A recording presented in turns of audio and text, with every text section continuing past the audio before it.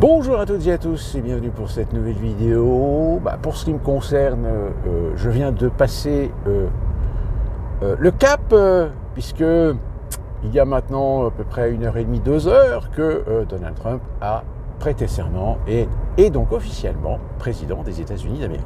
Alors la cérémonie, on a prétendu que peut-être pour des raisons de climat, de température, ce serait bien de le faire à l'intérieur. En réalité, il a été fait sous la rotonde du Capitole. C'est plus facile à maîtriser, plus facile à sécuriser au vu des enjeux.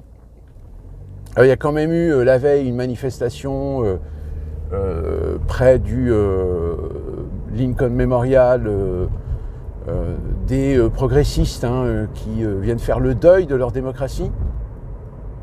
Oui, on est aux États-Unis, vous savez, pays des excès. Bon, cérémonie relativement classique. On a vu d'un côté, il y avait les soutiens, les républicains, de l'autre, les démocrates et les anciens présidents, dont d'ailleurs on aura noté que si Bill Clinton et Hillary Clinton étaient présents, que si monsieur et madame Bush étaient présents, le Barack Obama, mais il était tout seul. Michelle, elle n'était pas là.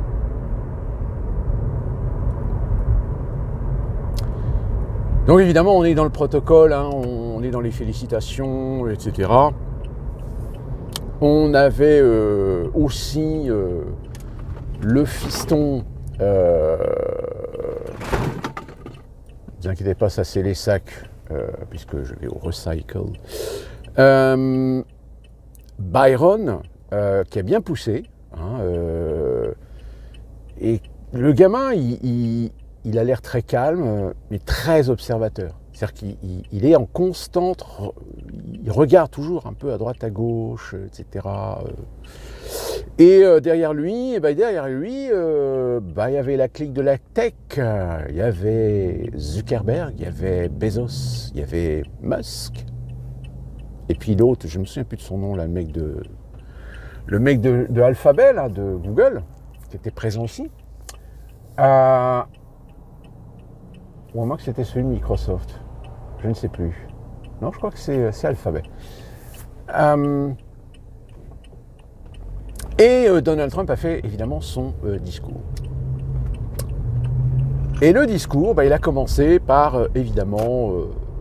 alors il est toujours droit dans ses bottes, dans ses projets, dans ses idées, etc. Donc il va renforcer, il a déjà signé apparemment, ou il va signer des décrets qui vont renforcer les procédures pour les expulsions des illégaux. Un décret qui va déclarer les cartels de la drogue comme étant des organisations terroristes. C'est-à-dire que là, on ne va pas seulement laisser le champ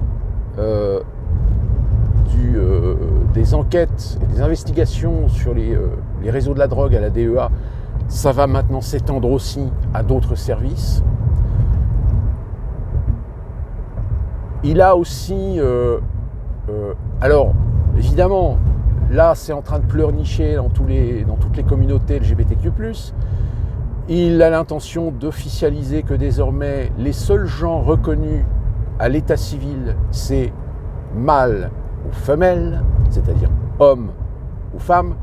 C'est-à-dire que maintenant, à part les transitions, mais les transgenres, les cisgenres, les binaires, les non-binaires, les non-genrés, etc., malheureusement, auprès de l'état civil, ils seront considérés soit comme un homme ou une femme. Mais c'est fini les petites politiques, idéologies, etc. Et d'ailleurs, il a aussi dit qu'il allait mettre en place une politique de lutte contre les idéologies woke d'une manière générale et LGBTQ+, dans tous les organismes publics, universités, écoles, et toutes les écoles. Voilà, évidemment, pensez bien que tous les réseaux d'influence, toutes les organisations, associations, etc., puis même en Europe, je pense qu'en Europe, ça va pleurer, oui, rendez-vous compte, Donald Trump, Hitler C'est Hitler. Oh, mon Dieu. Alors que je rappelle quand même que dans les rangs de Donald Trump, vous avez des gays, vous avez des lesbiennes. Et même ceux qui disent que Donald Trump est raciste, il y a quand même eu un petit symbole assez fort pendant cette cérémonie, c'est-à-dire que vous avez des chœurs militaires, c'est-à-dire des jeunes aspirants militaires, qui ont chanté évidemment, et on a pu remarquer que il y avait un équilibre de diversité, c'est-à-dire qu'il y avait aussi bien des blanches que des afro-américaines, que des asiatiques, que des hispaniques, voire même des natives.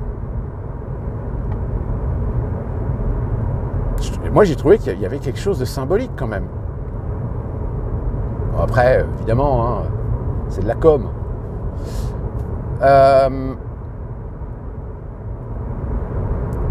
Il a aussi dit quelque chose de très intéressant dans son discours, qui, alors pareil, attention, comme je vous l'avais dit dans une précédente vidéo, attention entre ce qui est dit et ce qui va être fait, il y a toujours une différence. C'est qu'il veut renforcer un protectionnisme américain, donc ce qui veut dire que forcément, il va remettre en cause certainement beaucoup d'accords économiques, alors pas seulement sur le continent nord-américain, quoiqu'il l'avait déjà révisé lorsqu'il était dans sa première mandature de 4 ans, mais l'Europe. C'est-à-dire que je pense que Donald Trump est conscient que l'Europe, alors même si on pense que l'Europe a été conçue sur un modèle américain pour essayer de fédéraliser l'ensemble des pays européens, etc., sauf que le problème, c'est que ça ne marche pas. Même si, encore une fois, on attend dans, je crois que c'est dans 5 semaines, l'élection allemande, là on a les chrétiens démocrates qui ont assuré que s'ils étaient élus, ou tout du moins s'ils arrivaient à la chancellerie, ils feraient plus d'Europe. Sous-entendu que nous allons vendre l'Allemagne à l'Europe. Donc si ils vendent l'Allemagne à l'Europe, vous comprendrez que Macron va être obligé de se mettre à genoux à l'Europe et donc vendre lui aussi la France à l'Europe.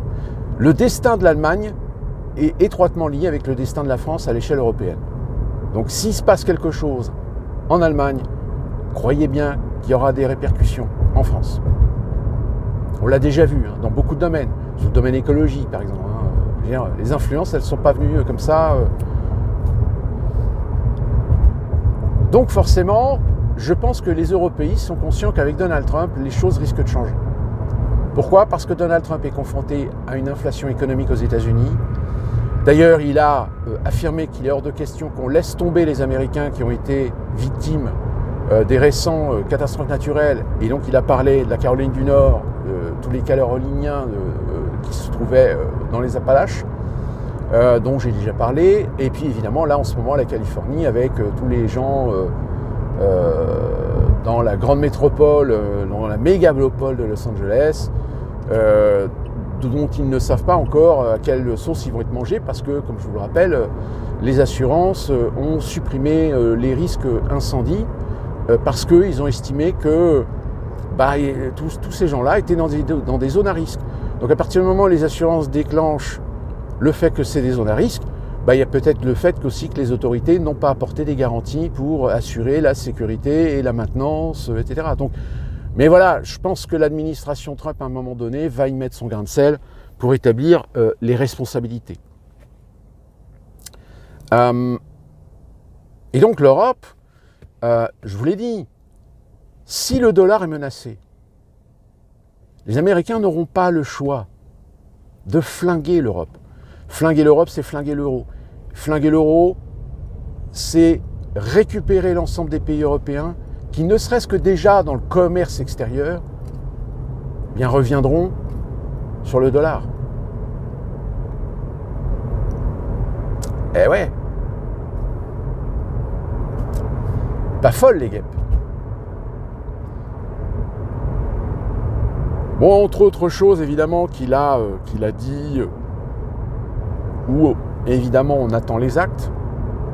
Il n'a pas oublié de mentionner évidemment ses partenaires, dont Elon Musk, dont il soutiendra l'effort pour essayer de conquérir, ou tout du moins d'aller envoyer des trucs sur Mars.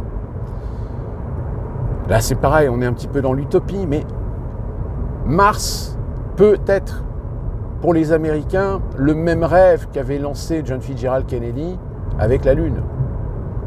Et je pense que Donald Trump joue cette carte. C'est-à-dire de dire, voilà, les Américains seront les premiers à coloniser Mars. Voilà, le truc, il est lancé. Bon, même si c'est complètement utopique pour l'instant, même si technologiquement c'est compliqué, c'est difficile, puis même humainement, il y a quand même énormément de contraintes. Donc ça ne sera pas demain la veille, si vous voulez. Mais voilà, ça fait rêver. Ça contribue à alimenter le rêve américain de conquête, de puissance. Et je pense que c'est à peu près tout que je peux vous annoncer concernant donc cette fameuse investiture, je vais y arriver. Mais clairement, comme je vous l'ai dit, attendons de voir les premières décisions et surtout les applications. Parce que vous savez, c'est comme en France. En France, on a connu des premiers ministres qui ont fait voter des lois avec des budgets, et puis des années plus tard, on s'est rendu compte que la loi, elle était purement idéologique, et qu'en réalité, le budget, il n'y avait jamais eu de budget, il n'y avait jamais eu d'argent. C'est-à-dire qu'ils ont essayé de piquer de l'argent dans des caisses à droite à gauche, mais ça n'a pas fonctionné. Donc on va voir. Et évidemment, une des attentions particulières des Américains, c'est par rapport à l'inflation. Parce que même si l'inflation s'est un peu calmée, le problème, c'est que les prix ne sont pas redescendus. Le prix de l'essence dans certains États n'est pas redescendu. Le prix à la consommation n'est pas redescendu. Moi, je le vois bien, là où j'ai l'habitude d'acheter souvent les mêmes choses, avant, ça me coûtait 60, 70, 80 $. Bon, maintenant, je ne m'en sors pas à moins de 150 $. Et par contre, les salaires n'ont quasiment pas évolué. Donc ça pose un problème. Donc c'est pour ça que, après, il faut se donner les moyens politiques. Mais c'est compliqué. Ça ne peut pas se faire comme ça du jour au lendemain. Voilà ce que je pouvais vous dire de mon ressenti de cette cérémonie. Donc je vous dis, très sobre. Même